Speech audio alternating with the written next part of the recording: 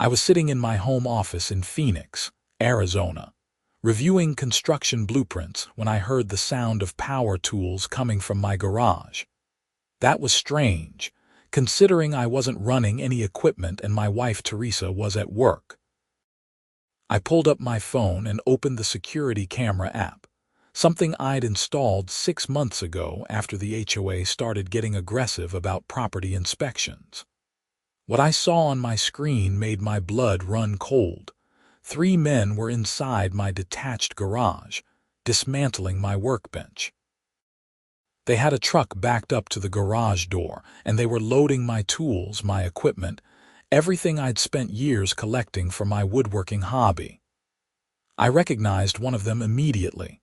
Derek, the 20-something son of Patricia Marshall, the HOA president. He was directing the other 2 men like he owned the place. I didn't run outside. I didn't yell. Instead, I called my attorney, Marcus Chen, who I'd kept on retainer specifically because of the increasingly hostile relationship with our HOA. "Marcus, they're in my garage right now," I said, my voice steady despite the rage building inside me. "I need you to get here immediately, and I think we should call the police." "Don't confront them, Quincy," Marcus said. "I'm 20 minutes away." "Call the police. Tell them there are people unlawfully entering your property and keep recording everything." I hung up and dialed 911, explaining the situation calmly to the dispatcher. Then I switched my security system to record on all channels and grabbed my laptop. I had 16 cameras around my property, a fact the HOA didn't know about. They'd been so focused on citing me for ridiculous violations like my mailbox being the wrong shade of black or my grass being a 1/4 inch too tall that they'd never noticed the discreet camera installations. Within 10 minutes, 2 Phoenix Police Department patrol cars pulled up to my house on Saguaro Ridge Drive. I met the officers at my front door, showed them the live feed on my phone, and explained that these men were in my garage without permission. "You know who they are?" Officer Rodriguez asked, studying the screen. "The one in the red shirt is Derek Marshall. His mother is Patricia Marshall, the president of our HOA. I have no idea who gave them permission to enter my property, but it wasn't me." The officers exchanged glances. "Stay here," Officer Rodriguez said. "We'll handle this." I watched from my front porch as the 2 officers approached my garage. Through my phone, I could see and hear everything.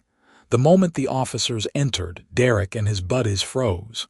"Afternoon," Officer Rodriguez said. "Can I see some identification and ask what you're doing here?" Derek recovered quickly, pulling out his wallet. "We're clearing out this garage. The HOA board authorized it. This space is being reassigned." "Reassigned?" Officer Chen, the second officer, raised an eyebrow. "This is private property." "Who authorized you to enter?" "My mother, Patricia Marshall. She's the HOA president. The owner of this property violated multiple covenants, and per the HOA bylaws, the board has the authority to seize common areas that are being misused." My jaw clenched. Common areas. My garage was on my deed. I owned it outright. "You have documentation of this authorization?" Officer Rodriguez asked. Derek pulled out his phone and showed them something. I couldn't see what it was from my camera angle, but Officer Chen didn't look impressed. "This is going to need to be sorted out. The property owner states he never gave permission for you to be here. You need to stop what you're doing and step outside." "But we have authorization," Derek insisted. "From someone who doesn't own this property," Officer Rodriguez countered. "Unless you have written permission from Quincy Garrison, the actual owner, you're trespassing." I saw Marcus's Mercedes pull up at that moment.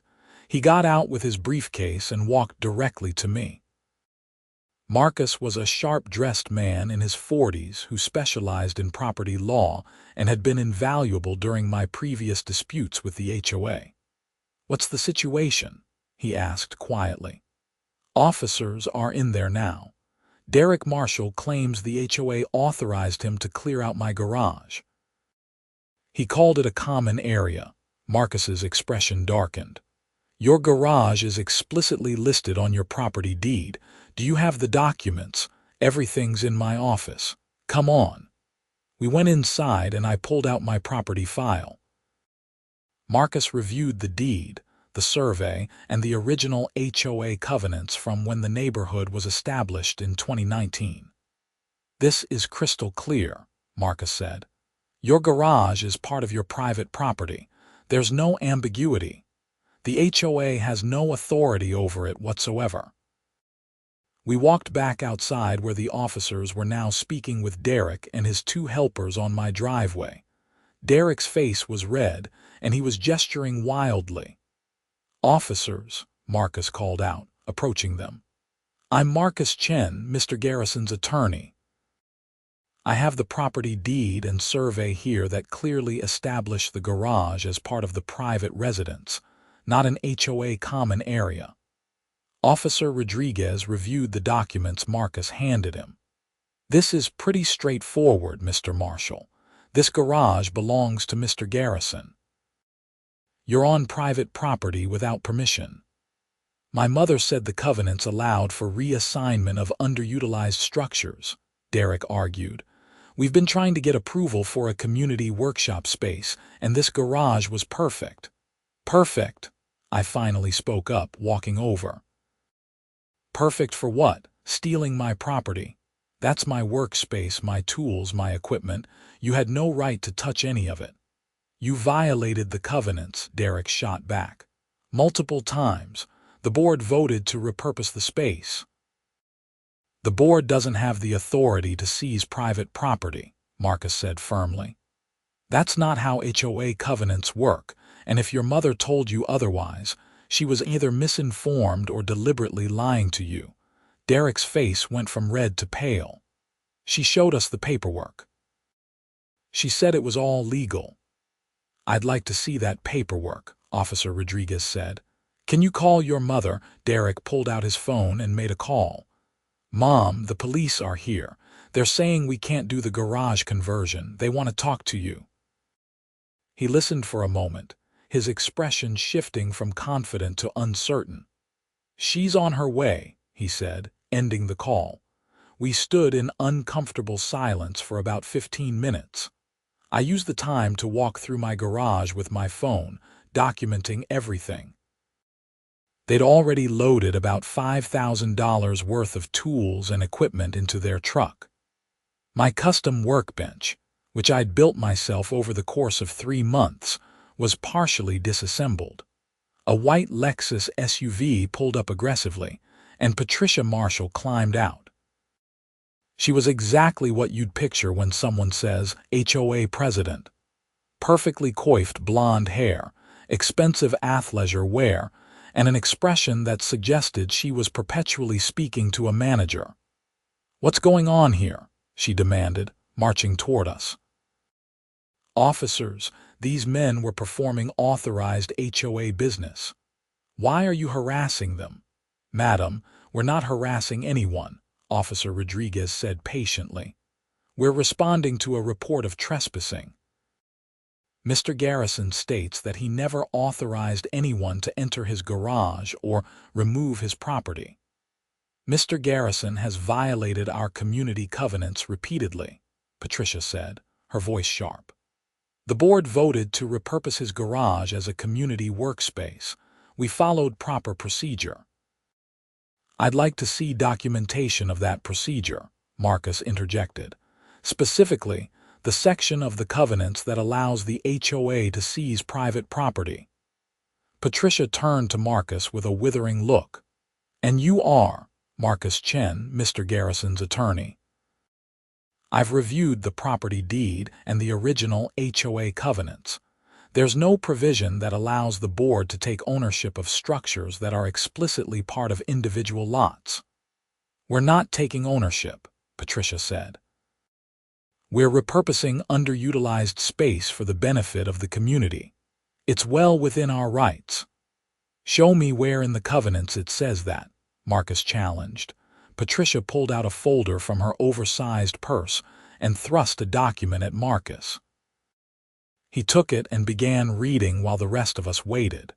His expression remained neutral, but I saw his jaw tighten slightly. "This is a board resolution that you appear to have written yourself," Marcus said after a moment. "It references Covenant Section 12.4, which deals with maintaining common areas. Mrs. Marshall, this garage is not a common area. It's private property, clearly delineated on the recorded survey. This resolution has no legal standing." "I consulted with our HOA attorney," Patricia insisted. "He approved this action." "Then I'd suggest you get a new attorney, because this one is either incompetent or you misrepresented the situation to him," Marcus replied. "Mrs. Marshall, what you've done here is authorize a breaking and entering. You've facilitated the theft of private property." "These are criminal matters." Patricia's confidence finally wavered. "That's ridiculous. We followed procedure. Quincy was notified of the violations." "I was notified that I had violations," I said, my anger barely contained. "I was told my grass was too tall, that my mailbox was the wrong color, that I parked my truck on the street for more than 48 hours.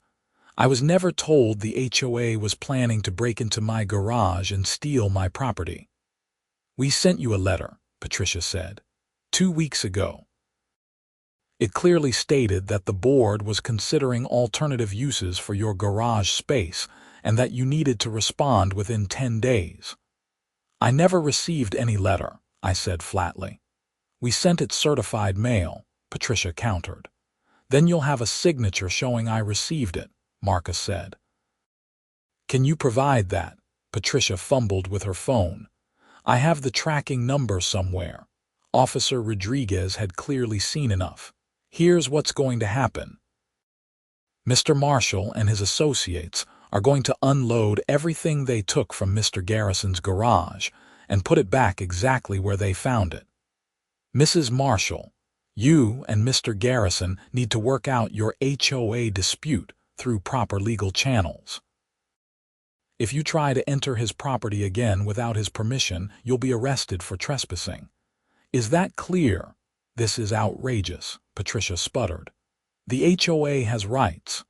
"Not the right to trespass and steal property," Officer Chen said. "Start unloading the truck." Derek and his friends began the process of moving my tools and equipment back into the garage. Patricia stood there fuming, making calls on her phone. I heard her say things like legal emergency and property rights violation, which would have been funny if I wasn't so angry. It took nearly an hour to get everything back. My workbench was damaged.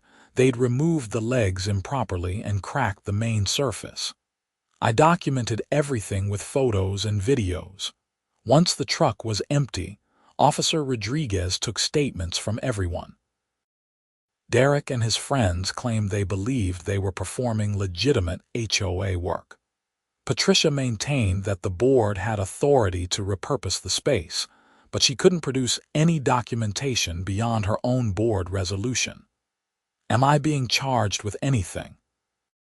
Patricia finally asked, her voice tight. Officer Rodriguez looked at me. "That's up to Mr. Garrison. He can file charges for trespassing and theft." "I want to consult with my attorney first," I said. "But yes, I'm considering it." Patricia's face went white. "This is absurd. I've been president of this HOA for 4 years. I've done nothing but try to improve property values and maintain our community standards." "By stealing from residents?" I asked. "How does that improve anything?" "You've been a problem since you moved in," Patricia shot back. "You fight every single rule. You question every decision. You filed complaints against me personally with the board." "Because you've targeted me specifically," I said.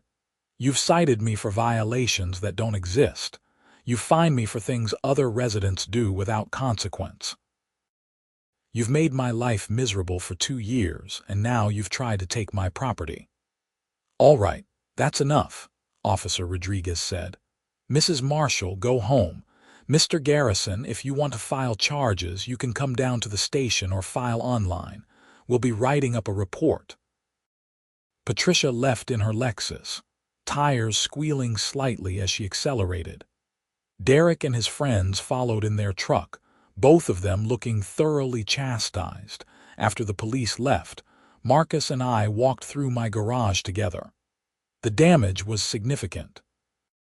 Beyond the broken workbench, several of my tools had been thrown into the truck carelessly. I found a cracked table saw fence, a bent jointer blade, and my router had a chip in the base. "I'd estimate about $7,000 in damages and stolen items," I said, making notes on my phone. "Some of my smaller hand tools are missing. I think they pocketed them before the cops showed up." "Document everything," Marcus said. "I'll draft a demand letter to the HOA for reimbursement. We'll also file a formal complaint with the Arizona Department of Real Estate. They oversee HOA governance, and this is a serious violation." "What about criminal charges?" I asked. "That's your call," Marcus said. "Honestly, you have a strong case. They committed breaking and entering, attempted theft, and property damage. The problem is that Derek and his friends might be able to claim they believed they were authorized. Patricia, though, she knew better. As HOA president, she has a fiduciary duty to the homeowners, and she violated that." "I want to press charges," I said. "She's been harassing me for years, Marcus. This isn't just about today. She's cost me thousands in legal fees fighting bogus violations. She's tried to foreclose on my house twice over disputed fines. This was just the most blatant abuse of power." Marcus nodded. "Then let's go to the police station and file a formal complaint. Bring all your security footage. We'll need to show a pattern of behavior, not just today's incident." That evening, after spending 3 hours at the Phoenix Police Department filing a detailed complaint and providing copies of all my security footage, I finally got home. Teresa was in the living room, and I could tell from her expression that Patricia had already been working the neighborhood gossip chain. "Jennifer called me," Teresa said, referring to our next-door neighbor. "She said Patricia is telling everyone you attacked Derek and threatened to shoot him." "That's complete fabrication," I said, feeling my blood pressure rise again. "I never confronted Derek at all. The police handled everything, and I have it all on camera." "I believe you," Teresa said, "but you know how this neighborhood is. Patricia controls the narrative." Teresa Walsh had been my wife for 8 years, and she'd been more patient with the HOA nonsense than I had.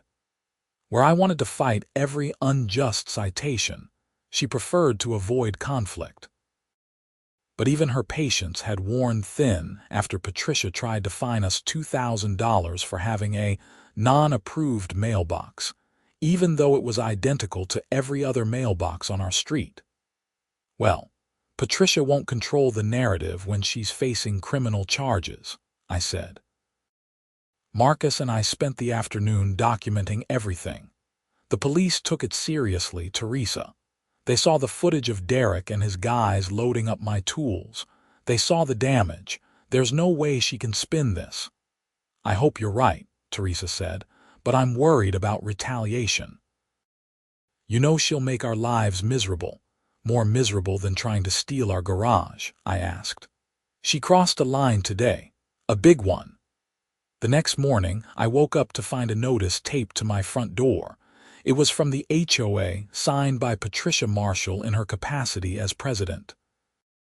The notice informed me that due to threatening behavior toward HOA representatives and interference with authorized HOA activities, I was being fined $5,000, and my access to community amenities was suspended. I took a photo of the notice and texted it to Marcus. He called me back within 5 minutes. "This is retaliation," he said. "She's doubling down, which is incredibly stupid on her part. Don't respond to the notice. I'll handle it. In fact, this helps our case. She's demonstrating a pattern of abuse of authority. What about the other board members? I asked. Surely they don't all support this. Good question, Marcus said. I think it's time we find out. HOA boards are required to keep minutes of their meetings. I want to see the minutes from the meeting where they supposedly voted to take your garage. How do we get those? We request them. Arizona law requires HOAs to provide copies of official records to homeowners within 10 business days of a written request. I'll draft a formal request today. We'll ask for the last year of meeting minutes, all correspondence related to your property, and any legal opinions they received regarding the garage situation. Over the next week, things escalated rapidly. Patricia didn't respond to Marcus's records request. Instead, she sent me another notice stating that because I hadn't paid the $5,000 fine, the HOA was beginning foreclosure proceedings on my property. She's insane, I told Marcus when I received that notice. She can't actually foreclose, can she?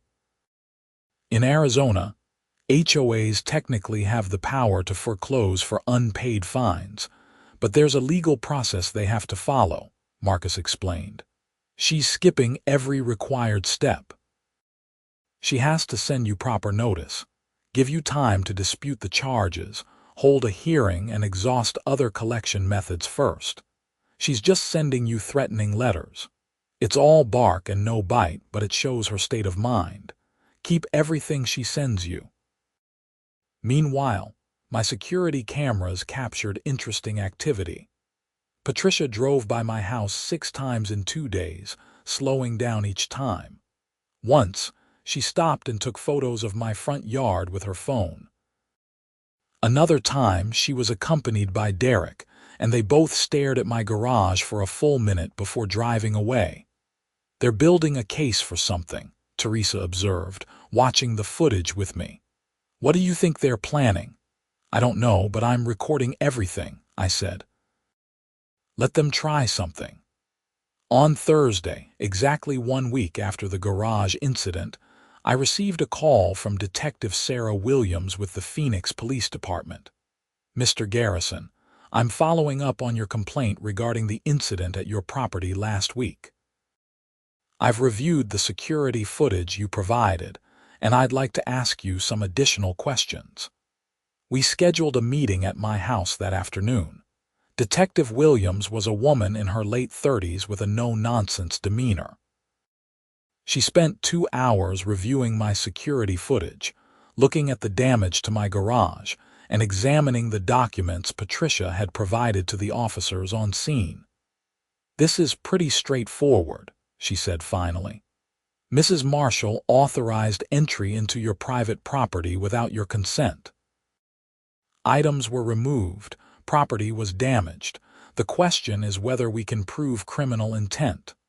She knew she didn't have the right to do it, I said. She's the HOA president. She's supposed to know the covenants and the law. That's where it gets complicated, Detective Williams said. Her son and the other men will likely claim they believed they had proper authorization. Mrs. Marshall herself might claim she genuinely believed the HOA had the right to repurpose the space. It becomes a question of whether she intended to commit a crime or whether she was just wrong about her authority. She's been harassing me for 2 years, I said.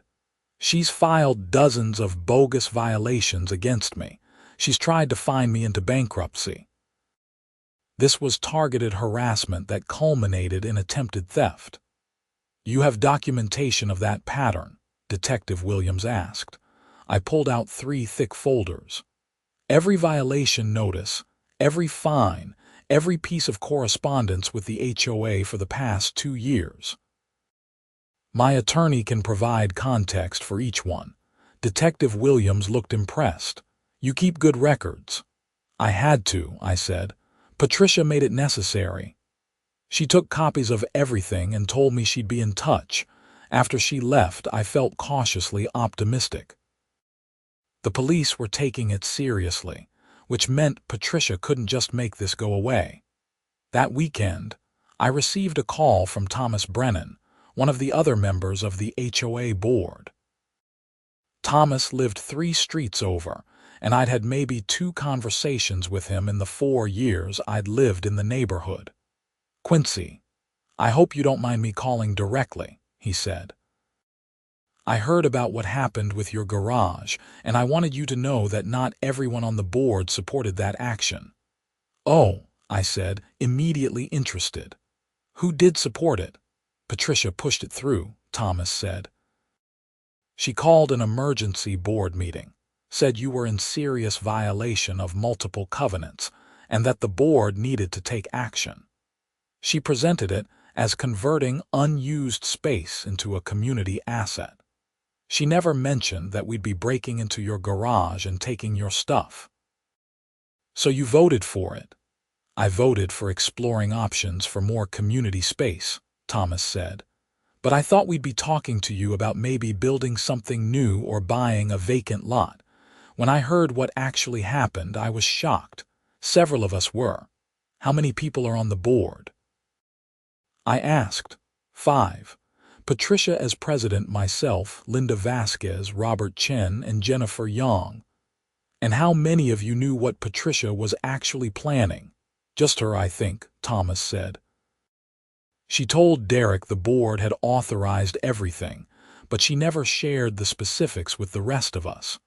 I didn't know anything about it until after the police were involved. This was interesting. Would you be willing to provide a statement to that effect?" I asked.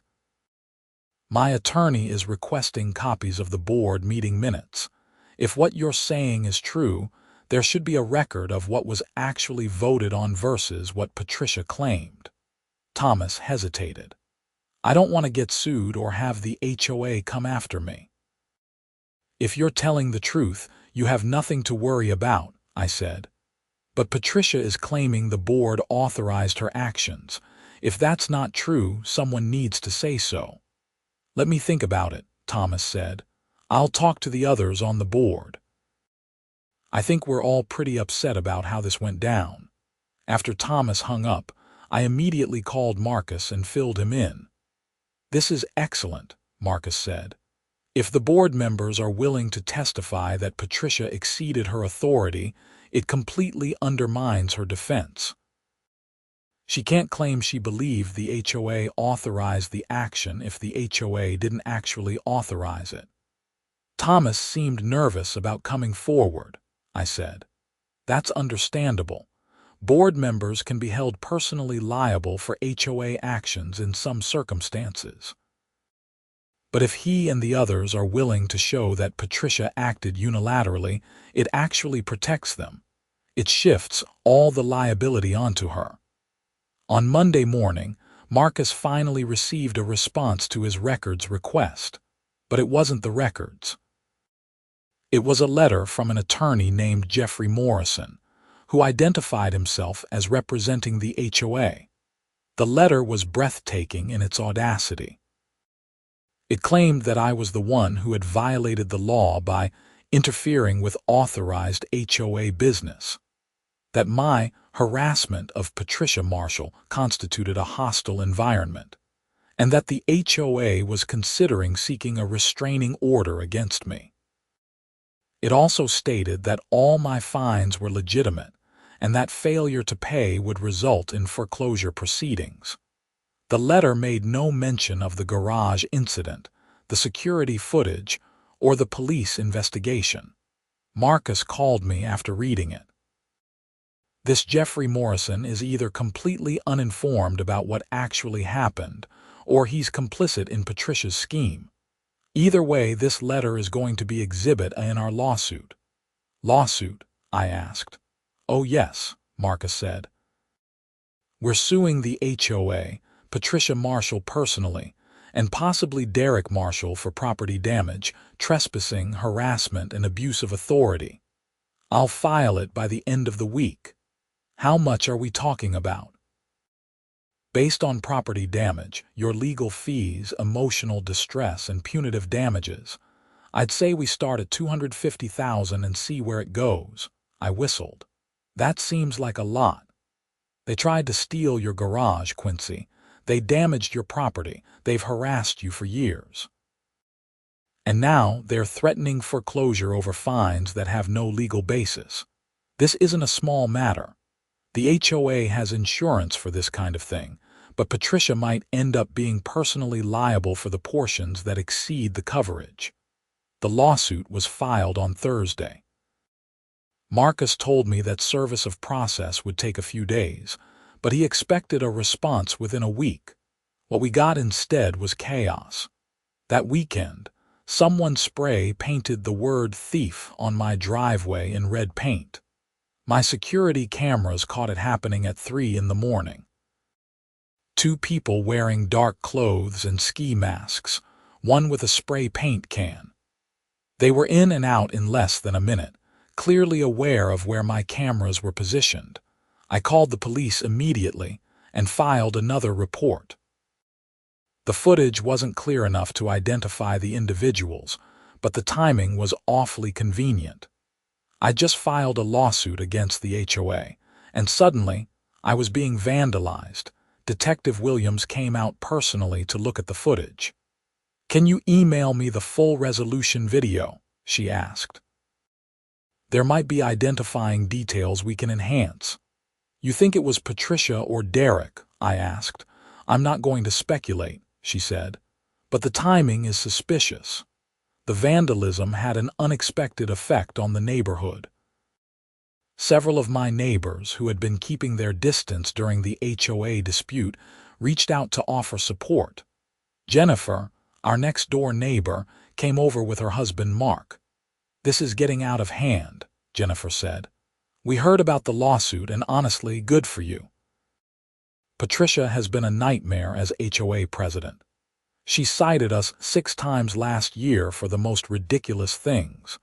We've just been paying the fines because we didn't want the hassle, but what she did to you is inexcusable. "Did you see anything the night my driveway was vandalized?" I asked. "No, but our camera picked up a dark SUV driving by around that time," Mark said. "It wasn't a neighbor. We know everyone's cars. This one had out-of-state plates, but I couldn't read them in the dark." "Can I get a copy of that footage?" I asked. "Already sent it to the police," Mark said. "We figured you'd need all the evidence you could get." Over the next few days, 3 more board members reached out to me. Linda Vasquez, Robert Chen, and Jennifer Young all expressed similar sentiments. They'd been misled by Patricia about the garage situation. They didn't support her actions, and they were considering resigning from the board.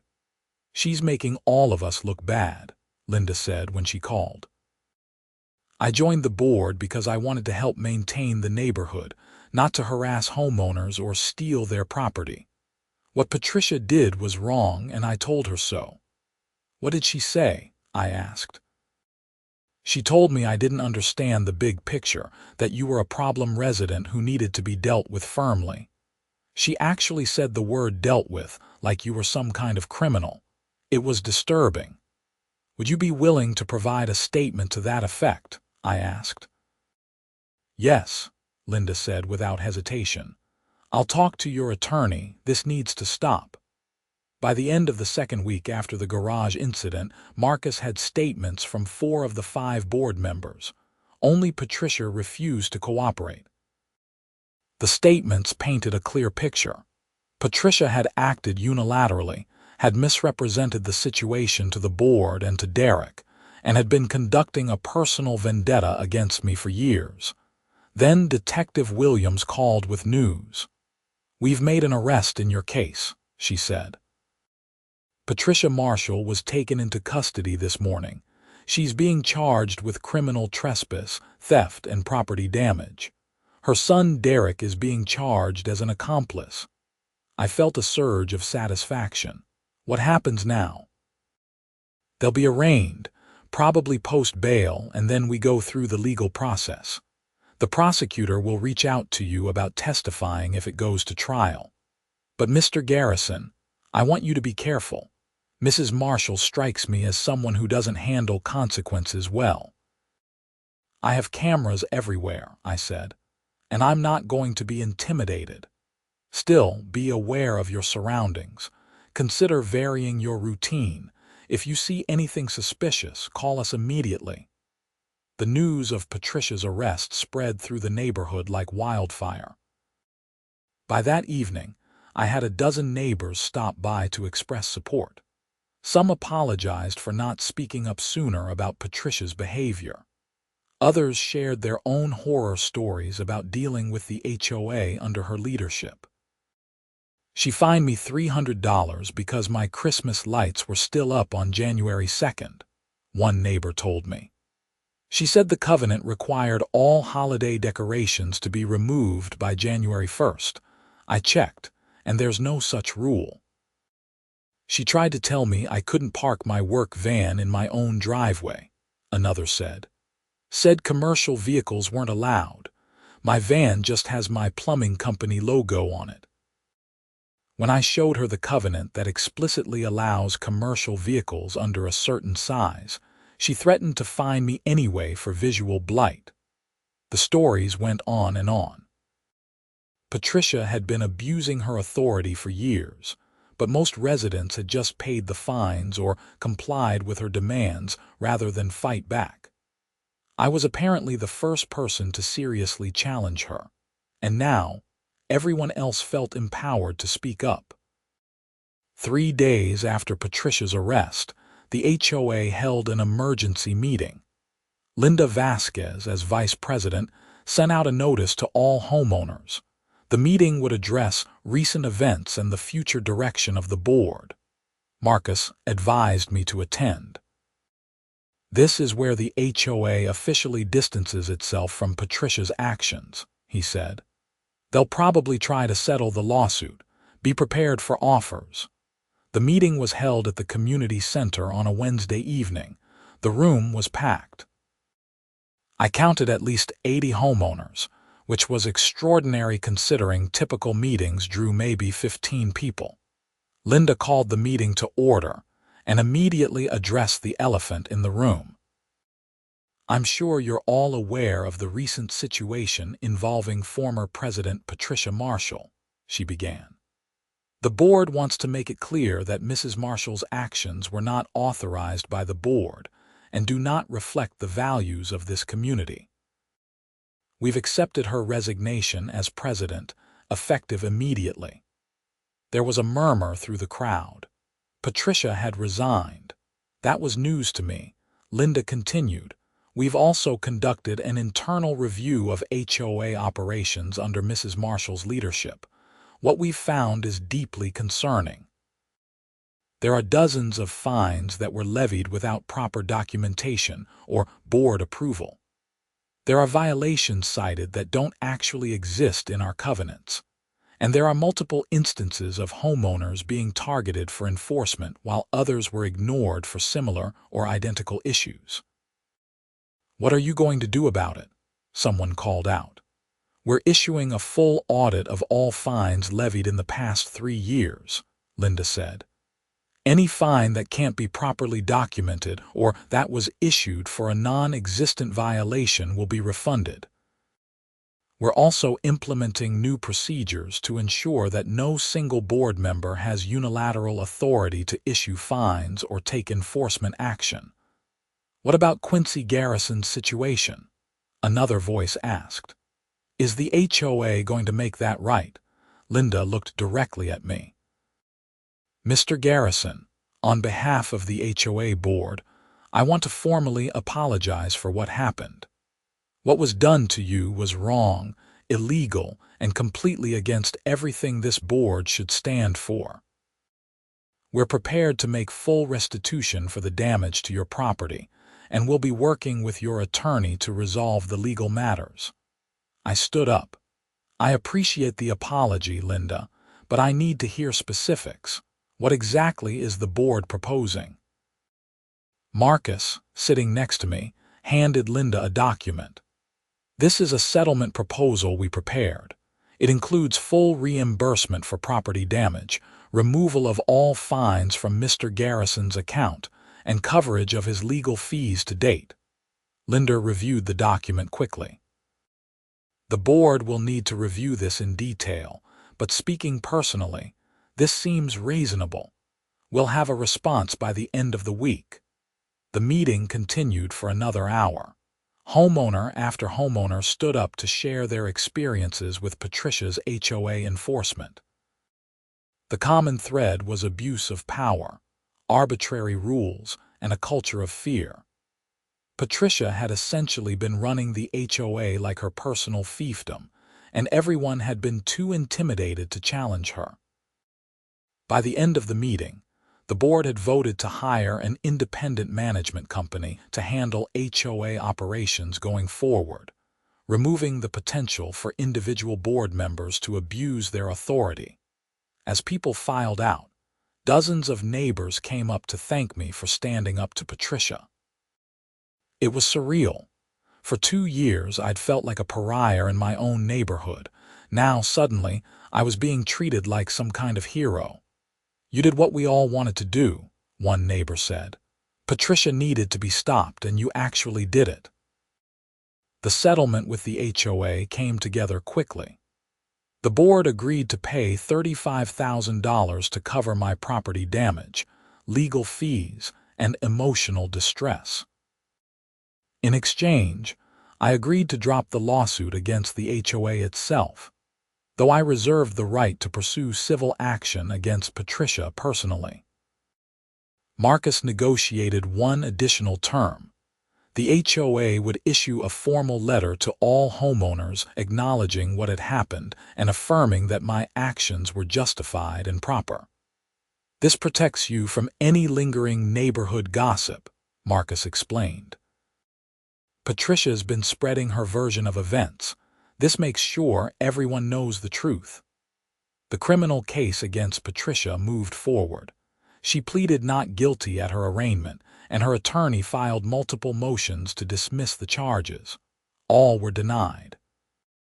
The security footage was damning, and the statements from the other board members made it impossible for her to claim she'd acted in good faith. Derek, on the other hand, took a plea deal. He pleaded guilty to criminal trespass and agreed to pay restitution for the damage to my workbench. In exchange, the theft charges were dropped. His attorney successfully argued that Derek had genuinely believed his mother had the authority to authorize the garage clearing, which made him more of a dupe than a willing criminal. I was okay with that. Derek was young and stupid, but he wasn't malicious. Patricia was the real problem. The trial was scheduled for 3 months out. Marcus warned me that Patricia might still try to settle before it got to that point. "Her criminal defense attorney has to know this is a losing case," he said. "The video is too clear, the witness statements are too consistent, and the property records definitively show she had no authority to do what she did.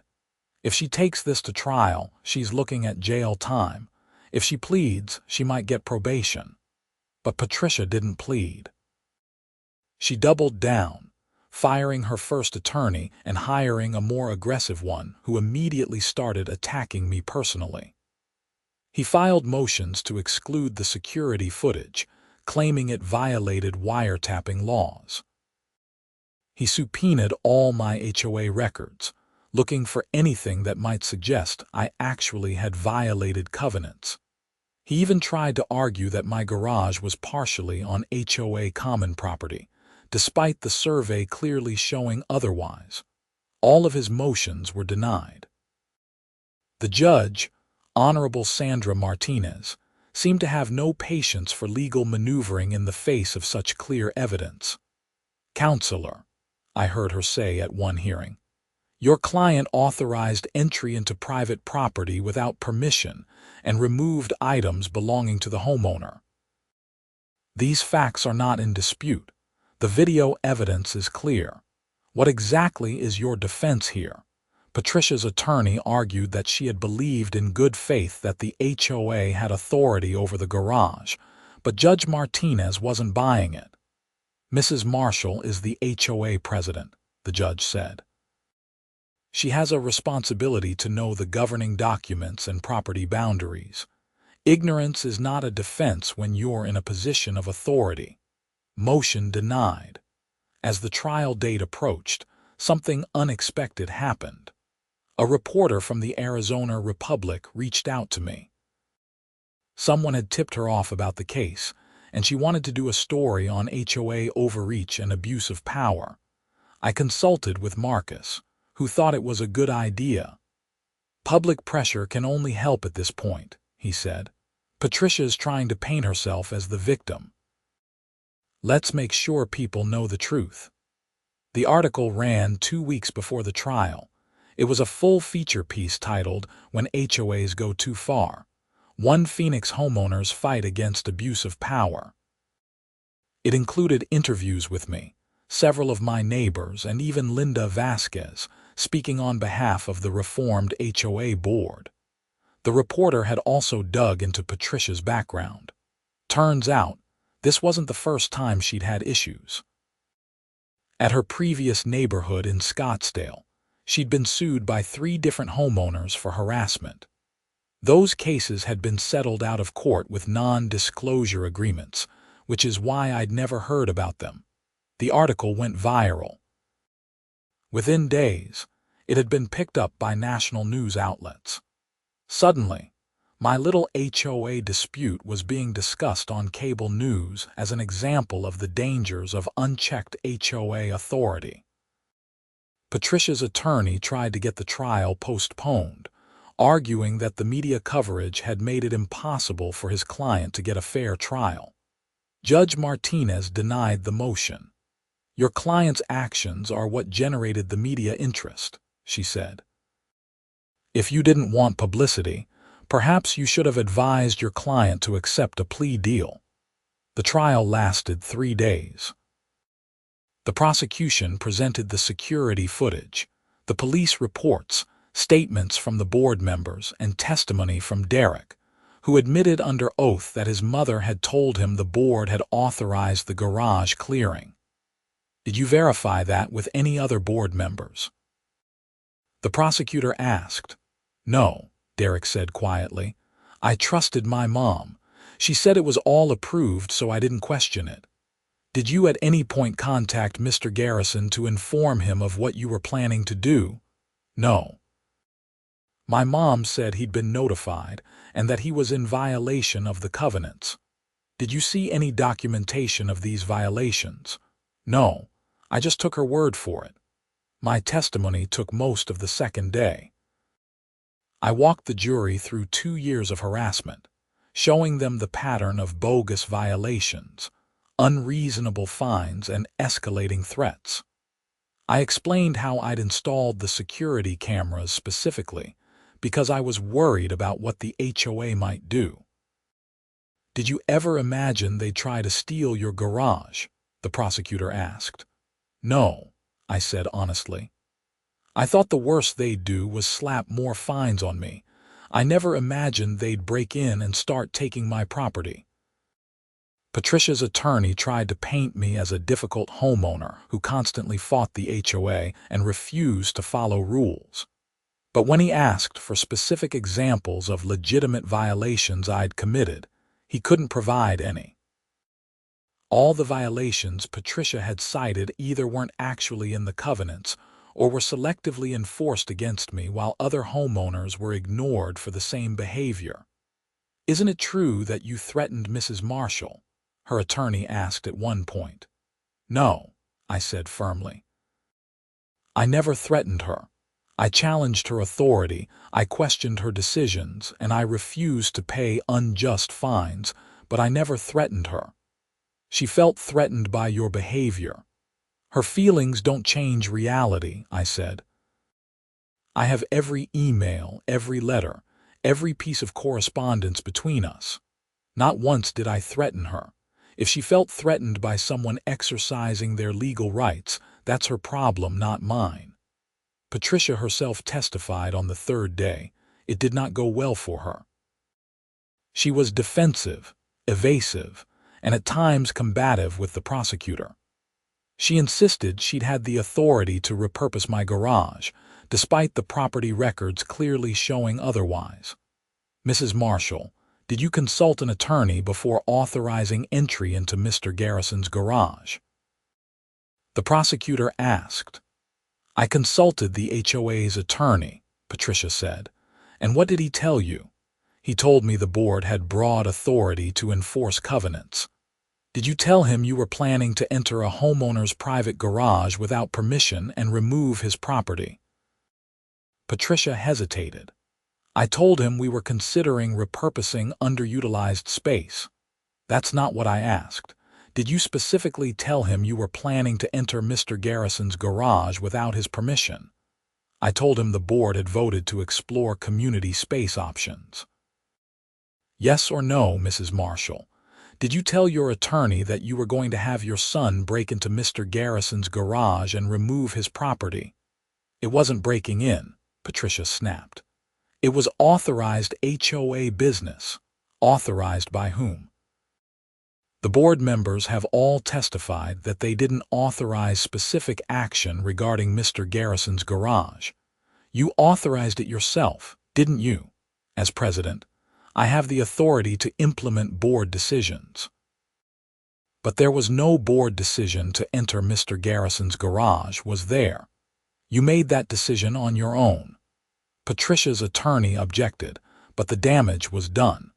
Patricia had essentially admitted that she'd acted unilaterally. The jury deliberated for 4 hours. They found Patricia guilty on all counts: criminal trespass, attempted theft, and property damage. She faced up to 2 years in jail and significant fines. At sentencing 2 weeks later, Judge Martinez was blunt. Mrs. Marshall, you abused a position of trust and authority. As HOA president, you had a responsibility to serve the homeowners in your community, not to harass them or violate their property rights. Your actions were calculated, deliberate, and caused significant harm to Mr. Garrison and his family. This court cannot overlook such a serious breach of trust. She sentenced Patricia to 1 year in county jail, 3 years probation, and ordered her to pay $50,000 in restitution to me for property damage, legal fees, and emotional distress. She also permanently banned Patricia from serving on any HOA board in Arizona. Derek received 6 months probation and community service. He'd cooperated with the prosecution and shown genuine remorse, which worked in his favor. As I walked out of the courthouse that day with Teresa and Marcus, I felt an enormous weight lift off my shoulders. It was finally over. Patricia couldn't harass me anymore. The HOA had been reformed. My property was secure. How does it feel? Marcus asked. Like I can finally breathe, I said. I just want to go home, work in my garage, and not worry about someone trying to steal it. The aftermath was surprisingly positive. The new HOA board, led by Linda Vasquez, implemented significant reforms. They hired a professional management company to handle day-to-day operations. They rewrote the enforcement procedures to require board approval for any fines over $100. They established an appeals process for homeowners who felt they were being unfairly targeted. Most importantly, they refunded over $80,000 in improper fines to various homeowners throughout the community. Patricia had been running a racket, essentially, using the HOA as a way to collect money through bogus violations. Several homeowners approached me about running for the HOA board myself. I declined. I'd had enough of HOA politics to last a lifetime. But I did agree to serve on a newly formed advisory committee of homeowners who would review major HOA decisions and provide feedback. My relationship with my neighbors improved dramatically. Without Patricia driving a wedge between us, people were friendly and supportive. The neighborhood actually felt like a community for the first time since we'd moved in. I repaired my workbench, replaced the damaged tools, and added a few more security cameras for good measure. My garage was back to being my sanctuary, the place where I could work on woodworking projects and forget about the stress of daily life. Teresa and I even hosted a neighborhood barbecue that summer. 50 people showed up, including Linda and most of the board members. It was the kind of gathering Patricia had always talked about wanting for the neighborhood, but never actually made happen, because she was too busy harassing people over minor rule violations. "This is what a real community looks like," Jennifer said, watching kids play in our yard while adults chatted around the grill. People actually talking to each other, supporting each other. Patricia never understood that you can't force community through fear and fines. I'd like to say I never thought about Patricia again, but that wouldn't be true. I followed her case through her probation period. She served 8 months of her 1-year sentence before being released for good behavior. She sold her house in our neighborhood and moved out of state. I heard through the grapevine that she was living with relatives in Nevada. Derek, to his credit, actually apologized to me personally. He showed up at my door about 6 months after the trial, looking nervous. "Mr. Garrison, I know I'm probably the last person you want to see, but I wanted to say I'm sorry," he said. "I was stupid to believe my mom without questioning what she was telling me. I should have known better. I'm sorry for the damage we caused and for everything you went through." I appreciated the apology. "Derek, I don't hold a grudge against you. You got caught up in your mom's obsession. You paid your debt, and as far as I'm concerned, we're good." He looked relieved. "Thank you. I'm going back to school trying to get my life on track." What happened was a wake-up call that I needed to start thinking for myself instead of just doing what my mom tells me. As I sit here now in my garage, working on a new bookshelf for our living room, I think about how close I came to losing all of this. If I hadn't had those security cameras, Patricia might have gotten away with it.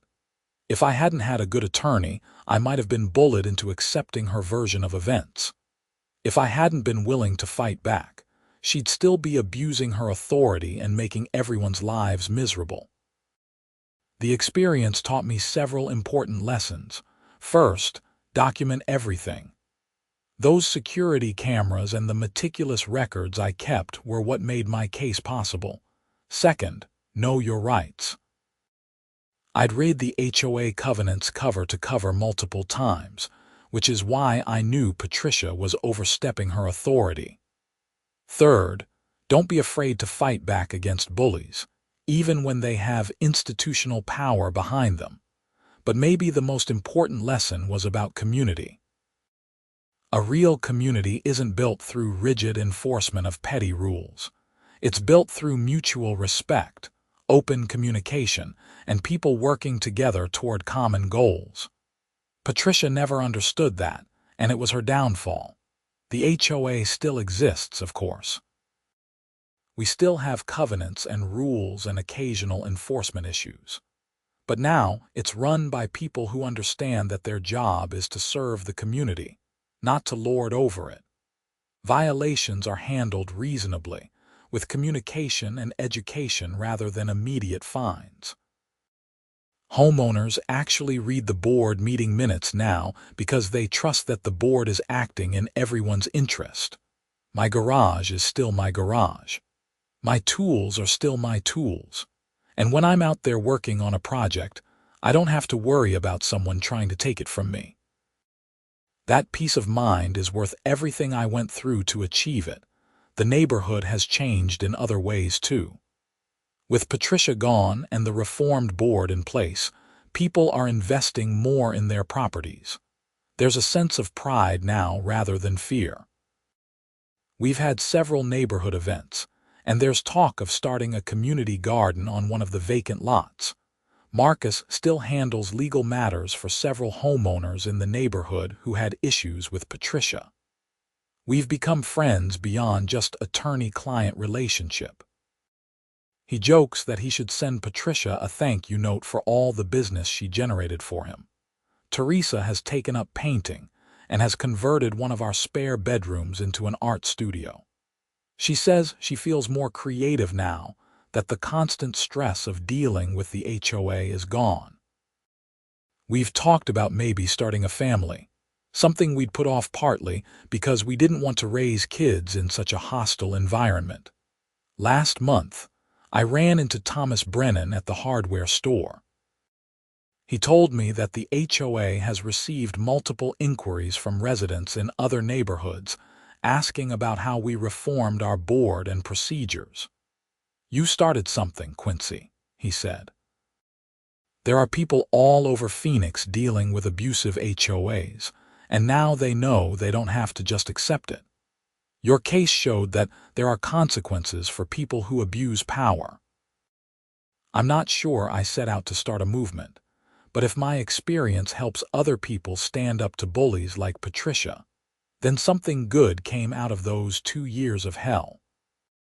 Looking back now, I realize that the worst moment, seeing those men loading my tools into their truck on my security camera feed, was actually the beginning of the end of Patricia's reign. She'd finally gone too far, crossed a line that couldn't be uncrossed. And by doing so, she'd given me and everyone else in the neighborhood the clarity we needed to see that she had to be stopped. I've kept all the security footage. Every now and then, when I'm feeling nostalgic or when someone asks about what happened, I'll pull it up and watch. It's a reminder of how far we've come and how important it is to stand up for what's right, even when it's difficult. The garage itself has become a bit of a neighborhood legend. New residents sometimes ask to see it, curious about the space that sparked such a dramatic series of events. I always oblige, showing them my restored workbench and explaining what happened. It's important that people remember, not just as a cautionary tale, but as proof that homeowners have rights and those rights can be defended. Every piece of wood I cut, every joint I glue, every project I complete in that garage carries extra meaning now. This isn't just my workspace. It's a symbol of property rights, personal freedom, and the importance of standing up to those who would abuse authority. And you know what? My mailbox is still the same shade of black it's always been. My grass is whatever height it wants to be within reason, and sometimes my truck sits on the street for more than 48 hours. Nobody sends me violation notices anymore. The new board has better things to do than measure grass height with a ruler or consult a paint color chart to ensure mailboxes are the exact right shade. That's what a functional HOA looks like. It maintains common areas, enforces reasonable rules that actually protect property values and quality of life, and treats homeowners like adults who are capable of taking care of their own properties without constant supervision.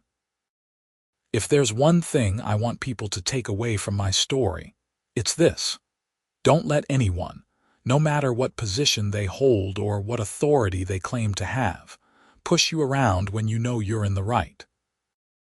Document everything, know your rights, get good legal counsel if needed, and stand your ground. Bullies like Patricia only win when people are too intimidated to fight back. My garage is mine. My property is mine.